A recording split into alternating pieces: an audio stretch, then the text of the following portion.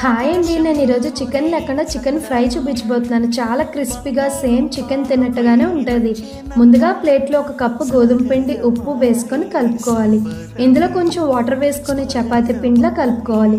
ఇలా కలుపుకున్న తర్వాత బౌల్లో కూల్ వాటర్ వేసుకొని ఇలా మునిగేంత వరకు గోధుమ పిండి మిశ్రమాన్ని ఇందులో ఒక 5 minutes ఉంచాలి.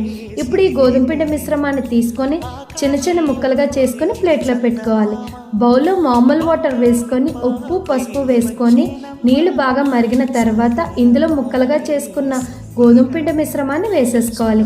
బాగా కలుపుకోవాలి. ఇలా కొంచెం ఉడికిన తర్వాత స్ట్రైనర్ మీద పెట్టుకోవాలి. వీటిని బౌల్లో వేసుకొని ఉప్పు, పసుపు, నిమ్మరసం, కారం, అల్లం వెల్లుల్లి పేస్ట్, ధనియాల పొడి, గరం మసాలా, 2 tablespoons కార్న్ఫ్లోర్ వేసుకొని బాగా కలుపుకోవాలి. ఇందులో కొంచెం వాటర్ వేసుకొని కలపాలి. ఇలా బాగా కలిపిన తర్వాత ఆయిల్లో వేసుకోవాలి. ఒక్కొక్కటిగా వేసుకొని 2 వైపులా బాగా ఫ్రై అయిన తర్వాత స్ట్రైనర్ మీద పెట్టేసుకోవాలి.